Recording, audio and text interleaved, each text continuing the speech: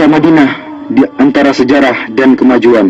Selamat datang di kota Madinah Munawwarah, tempat kembalinya keimanan dan tempat tinggal Rasulullah sallallahu alaihi wasallam. Selamat datang di kota Madinah bersama kilauan perkembangan dan kemajuan yang ada di dalamnya. Kita akan membaca perjalanan sejarah kota Madinah dimulai dari zaman dahulu kala sampai zaman yang terang yang menyinari dunia. Menjauh di sana, di masa generasi keempat dari keturunan Rasulullah Nuh alaihi salam, sebuah gerombolan dari negeri Babil keluar untuk mencari tempat pemukiman baru, yang pada akhirnya mereka mendapatkan sebuah lahan subur yang terlindung oleh gunung-gunung dan batuan gunung berapi yang ada di sekitarnya. Kemudian mereka menetap di tempat itu. Kemudian mereka membangun sebuah perkampungan kecil yang dinamakan dengan nama pemimpin mereka, Yathrib. Maka berkembanglah Yathrib. Beberapa riwayat menyebutkan bahwa penduduk kaum Amalik, keturunan dari Nabi Nuh alaihissalam, telah bertempat tinggal di sana pada abad ke-23 sebelum hijrah, serta menyebutkan bahwa Madinah terikat hubungan dengan kerajaan Ma'iniyah pada abad ke-12 sebelum hijrah. Beberapa relief yang berhasil ditemukan menunjukkan bahwa pada abad ke-11 sebelum hijrah, Yathrib selama 10 tahun berada di bawah kekuasaan Raja Babylon Nabonid yang bertempat tinggal di Taima. Dan pada abad ke-5 sebelum hijrah, kaum Yahudi yang telah diporak-porandakan oleh Romawi berdatangan ke sana. Dan pada abad ke-3 sebelum hijrah, suku Aus dan Khazraj pada berdatangan dari Yaman dan juga ikut menetap di Yathrib. Dan sepanjang abad yang lalu, berdatangan pula beberapa suku yang berdekatan, baik dengan berombongan ataupun secara perorangan. Maka terbentuklah sebuah masyarakat yang beraneka ragam, sebuah masyarakat petani yang ulet, perkebunan kurma, ladang sayuran, dan buah-buahan mulai tersebar di seluruh penjuru Yathrib. Sehingga kafilah-kafilah dagang yang berpindah-pindah antara negeri Syam dan Yaman singgah di sana untuk membekali diri dengan airnya yang jernih dan kurmanya yang istimewa, serta untuk melakukan tukar-menukar barang dagangan dengan penduduknya. Dan pada tahun 120 sebelum hijrah terjadi sebuah peperangan antara suku Aus dan Khazraj yang semua itu tidak lepas dari muslihat dan tipu daya kaum Yahudi. Peperangan yang terjadi berkali-kali yang dikobarkan oleh rasa iri dan dendam menjadikan kehidupan menjadi kacau dan menyebabkan kebanyakan orang merasa jenuh dengan keadaan yang ada, sehingga mereka dengan penuh rasa sabar menunggu terjadinya sebuah perubahan. Benih jalan keluar dan perubahan mulai muncul pada tahun ketiga sebelum hijrah, ketika pada musim haji beberapa orang dari suku Khazraj bertemu dengan Rasulullah sallallahu alaihi wasallam. Kemudian beliau sallallahu alaihi wasallam mendakwai mereka untuk memeluk agama Islam dan membacakan beberapa ayat-ayat Al-Quran kepada mereka. Akhirnya sebagian mereka mengatakan kepada sebagian yang lainnya, "Wahai kaumku, ketahuilah demi Allah, sungguh dia adalah nabi yang dijanjikan oleh orang-orang Yahudi, dan jangan sampai mereka mendahului kalian kepadanya." Kemudian mereka berkata kepada Rasulullah sallallahu alaihi wasallam, "Kami tinggalkan kaum kami, dan di antara mereka sedang terjadi permusuhan dan perpecahan yang sangat dahsyat. Mudah-mudahan Allah subhanahu wa ta'ala denganmu mempersatukan mereka." Kemudian mereka kembali ke kota Yathrib dalam keadaan beriman. Pada tahun berikutnya, 10 orang dari suku Khazraj dan 2 orang dari suku Aus berjumpa dengan Rasulullah sallallahu alaihi wasallam. Kemudian mereka menyatakan keislaman dan membaiat Rasulullah baiat Aqabah pertama. Rasulullah sallallahu alaihi wasallam mengutus Mus'ab ibnu Umair bersama mereka untuk mendakwai penduduk Yathrib, baik di rumah-rumah mereka atau di perkebunan untuk memeluk agama Islam. Dan akhirnya berkat usahanya sebagian mereka mendapatkan hidayah, di antaranya sebagian pemimpin suku Aus dan Khazraj. Pada musim haji berikutnya, 70 orang berangkat menemui Rasulullah sallallahu alaihi wasallam untuk membaiat beliau pada baiat Aqabah kedua. Mereka mengajak Rasulullah sallallahu alaihi wasallam dan para sahabatnya untuk berhijrah dari Mekkah ke Madinah untuk bersama-sama membangun masyarakat Islam pertama. Kemudian kaum muslimin mulai berhijrah menuju kota Madinah. Berikutnya Rasulullah sallallahu alaihi wasallam dan sahabatnya Abu Bakar As-Siddiq berangkat berhijrah, yang mana beliau bagaikan bulan purnama yang datang menerangi kota Madinah.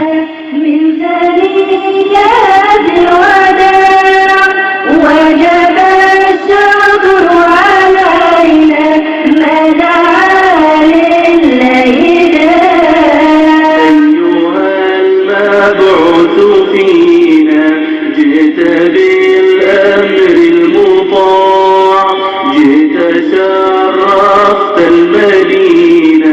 Dan mulailah perubahan besar dalam sejarah. Segala sesuatu berubah. Namanya berubah dari Yathrib menjadi Madinah.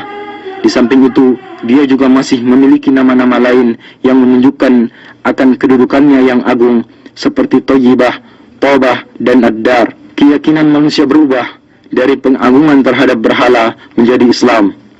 Masjid Nabawi menjadi pusat bimbingan dan pemerintahan. Pasukan-pasukan perang dikirim untuk memberantas kesyirikan dan menegakkan kalimat tauhid.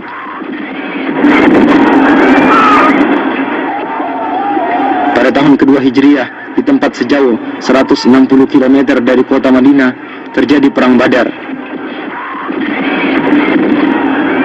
Kaum musyrikin berhasil dikalahkan, bahkan pembesar dan pemimpin mereka terbunuh, sehingga menimbulkan niat dari mereka untuk membalas dendam. Dan pada bulan Syawal tahun ketiga Hijriah, mereka menuju ke kota Madinah. Kedua belah pihak bertempur di bawah gunung Uhud. Kaum muslimin berperang dengan gagah berani. 70 orang dari mereka gugur syahid, di antaranya Hamzah paman Rasulullah sallallahu alaihi wasallam, dan akhirnya kaum musyrikin mundur dan kembali ke kota Mekkah. Dan pengiriman pasukan dan peperangan yang terus-menerus menyebabkan kaum musyrikin tersakiti, sehingga suku Quraisy bersekutu dengan suku musyrikin lainnya, dan pada tahun kelima Hijriah mereka kembali berangkat menuju ke kota Madinah dengan harapan mampu menghancurkan masyarakat Islam.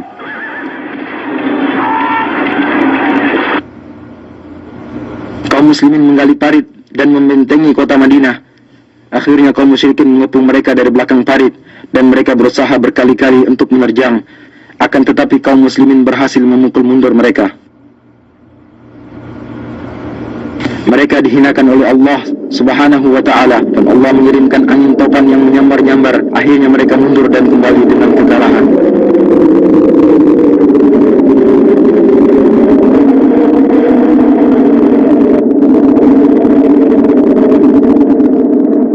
Sepanjang masa Nabi sallallahu alaihi wasallam, kemudian zaman Khulafaur Rasyidin, Madinah merupakan ibu kota negara Islam yang luas.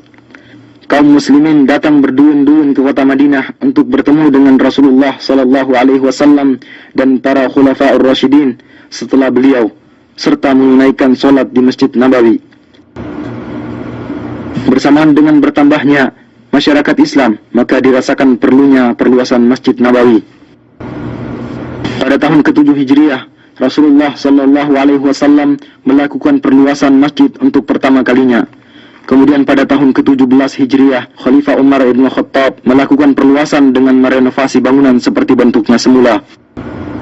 Pada tahun 30 Hijriah, Khalifah Utsman ibn Affan merenovasi bangunan dengan menggunakan batu berukir dan memperluas areal masjid.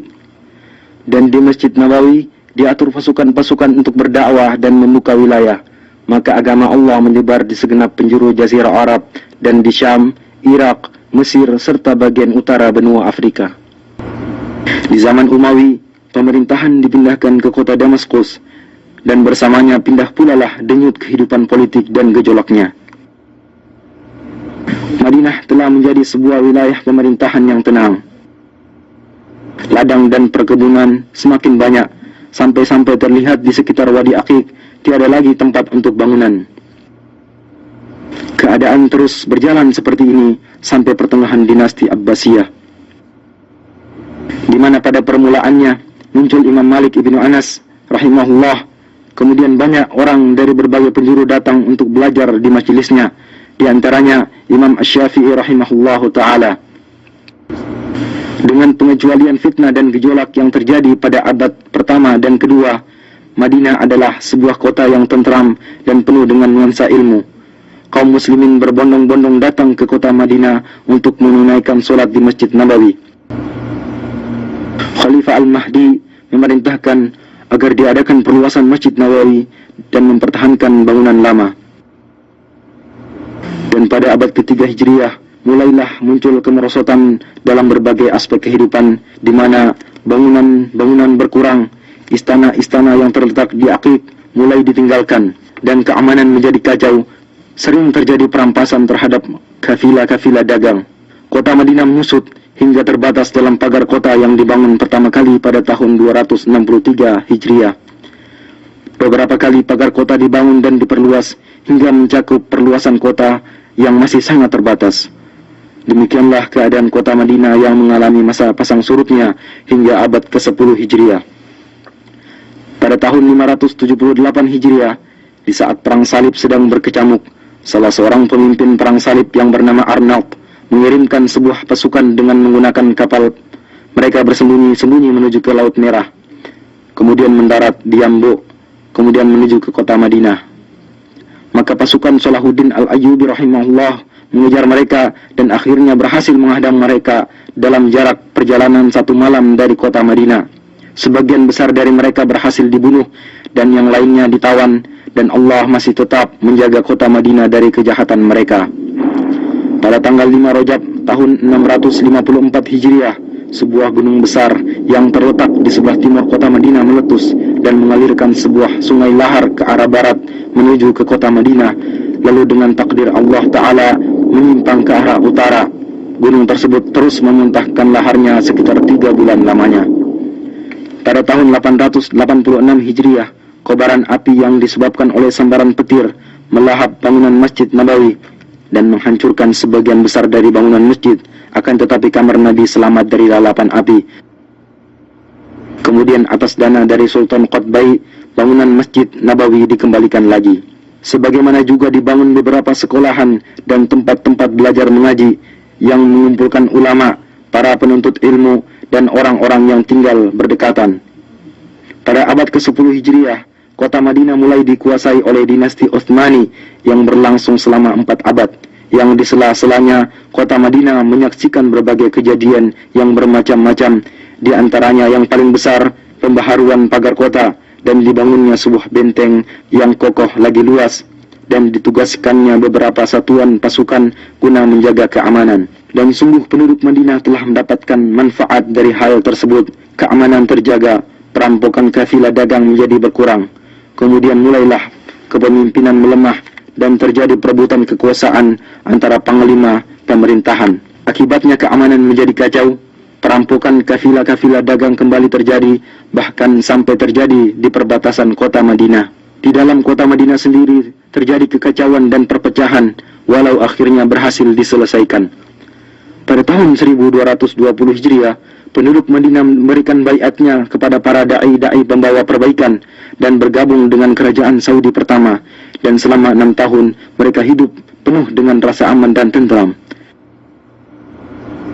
Kemudian Tulun Basha bin Muhammad Ali Basha berhasil merebut kota Madinah yang kemudian mengembalikannya lagi kepada kerajaan Utsmaniyah. Lalu pada tahun 1265 Hijriah dimulailah pembaharuan dan perluasan bangunan Masjid Nabawi yang menelan waktu 12 tahun, dan akhirnya muncullah sebuah bangunan baru yang indah dan unik. Pada tahun 1318 Hijriah, kota Madinah dihubungkan dengan kota Istanbul melalui sebuah stasiun radio yang besar dan kuat, serta mampu berhubungan dengan stasiun-stasiun radio lainnya. Dan pada tahun 1326 Hijriah, selesai dibangun jalur rel kereta api yang membentang dari kota Damaskus sampai ke kota Madinah, sehingga mengakibatkan terjadinya perubahan besar dalam kehidupan ekonomi, sosial, dan pembangunan. Jumlah penduduk meningkat dari 10.000 menjadi 80.000. Kegiatan dagang berkembang pesat dan kekayaan melimpah.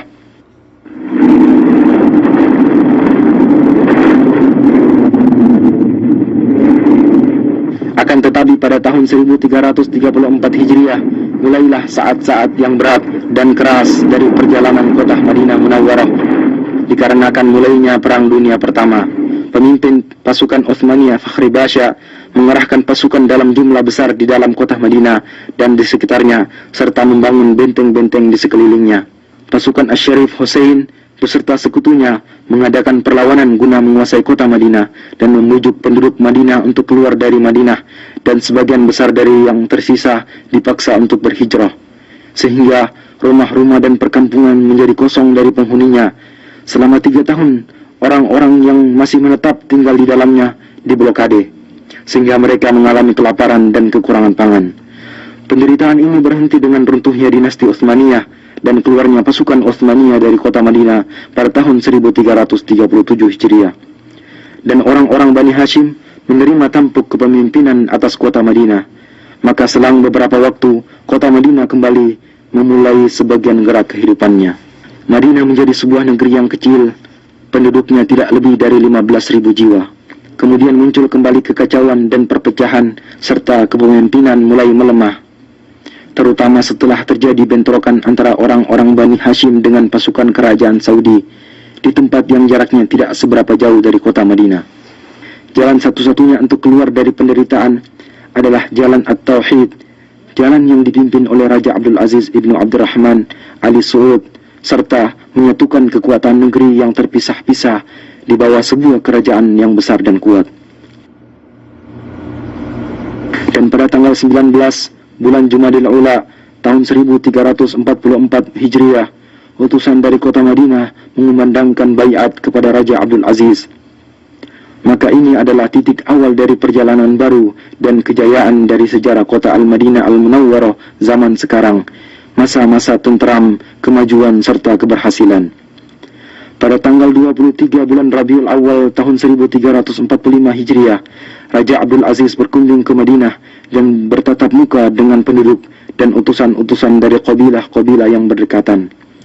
Dan pada tahun 1370 Hijriah, Raja Abdul Aziz memerintahkan untuk diadakan perluasan Saudi pertama. Maka dibelilah tanah-tanah di sekitar masjid, dan serambi bagian utara dihancurkan. Kemudian dibangun kembali, dan masjid diperluas lebih dari 6.000 meter persegi. Maka tampillah sebuah bangunan baru lagi indah, yang serambinya menampung ribuan jamaah solat. Pembangunan mencakup areal yang luas, sehingga luas kota Madinah menjadi berlipat ganda. Tempat-tempat pendidikan pada berbagai jenjang bertambah jumlahnya. Dan pada tahun 1381 Hijriah, dibukalah Universitas Islam Madinah dan mulai menerima anak-anak berbagai negeri Islam dalam jumlah yang cukup banyak guna belajar ilmu-ilmu Islam dan bahasa Arab di sana. Sebagaimana dibukanya cabang-cabang dan fakultas-fakultas di bawah Universitas Raja Abdul Aziz dan Universitas Islam Raja Muhammad ibnu Saud. Dan di Madinah diterbitkan sebuah majalah untuk pengetahuan umum yang bernama Al-Manhal. Kemudian diikuti oleh harian Al-Madinah Al-Munawwarah, dan gerakan menuju pengetahuan umum berkembang pesat. Pada 10 tahun pertama dari abad ke-15 Hijriah, Madinah mengalami perubahan kemajuan yang sangat besar pada segala aspek. Khadimul Haramain Asy-Syarifain Raja Fahd memerintahkan untuk dibentuk sebuah tim khusus yang terdiri dari beberapa menteri guna pembangunan dan pengembangan kota Madinah. Maka pada saat-saat itulah pembangunan mengalami loncatan pesat dan dimulailah proyek-proyek besar, dan di antara yang paling penting proyek perluasan Masjid Nabawi dan proyek pengembangan pusat perkotaan. Dan pada tanggal 15 bulan Safar tahun 1405 Hijriah, Khadimul Haramain Asy-Syarifain meletakkan batu pertama untuk proyek tersebut. Maka dimulailah pekerjaan pembangunan besar ini. Satu daerah pemukiman penduduk yang berada di sekitar masjid dibebaskan, dan para pemilik gedung-gedung diberikan uang ganti rugi dengan penuh. Bangunan-bangunannya dimusnahkan. Lalu mulailah penggalian pondasi yang dalam dan pemancangan tiang-tiang besar, yang akhirnya sedikit demi sedikit pembangunan masjid ini dapat diselesaikan. Selama 9 tahun pekerjaan berjalan siang dan malam tanpa harus mengganggu pelaksanaan ibadah solat di Masjid Nabawi tersebut. Dan bimbingan serta pengawasan dari Pangeran Abdul Majid ibnu Abdul Aziz, Gubernur Madinah, memiliki peranan besar dalam pelaksanaan proyek ini secara mendetail. Akhirnya pembangunan selesai dan diresmikan oleh Khadimul Haramain Raja Fahd ibnu Abdul Aziz pada tahun 1414 Hijriah. Bentuk pembangunan baru ini adalah dengan memperluas bangunan lama sebesar 73.000 meter persegi. Adapun atapnya dirancang sedemikian rupa agar serambi dan ruangannya mampu menampung ribuan jamaah solat. Kemudian di bawah pelataran dibangunlah tempat parkir bagi kendaraan yang mampu menampung 5.000 kendaraan roda 4. Dan di tempat yang terletak sejauh 7 km dari masjid juga dibangun sebuah pusat pendingin udara, di mana melalui pipa besar udara dingin dihantarkan ke Masjid Nabawi. Sungguh Masjid Nabawi telah menjadi sebuah bangunan yang istimewa, di mana di dalamnya para peziarah akan menikmati saat-saat beribadah yang tenang dan menyenangkan.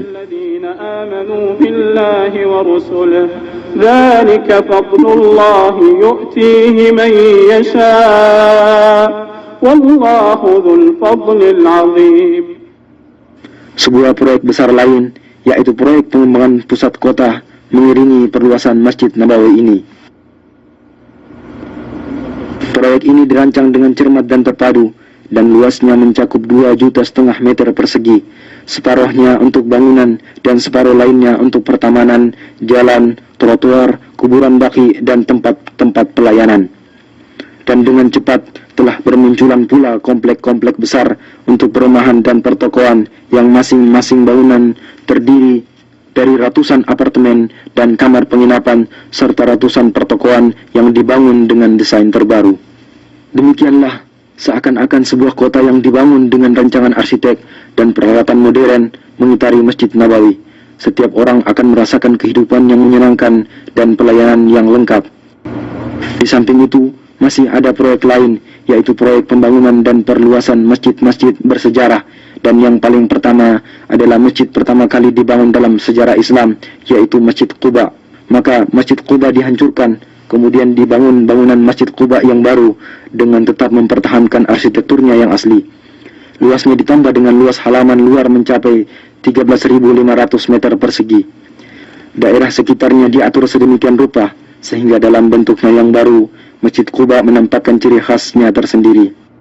مسجد أسس على التقوى من أول يوم أحق أن تقوم فيه رجال يحبون أن يتطهروا والله يحب المطهرين. Dan di pintu gerbang masuk kota Madinah, tepatnya di daerah Dzul Khulaifah, terletak sebuah masjid kecil tua dan bersejarah, yaitu Masjid Miqat, tempat orang yang hendak haji atau umroh berihram. Khadimul Haramain Asy-Syarifain memerintahkan agar masjid tersebut diperbaharui dan diperluas.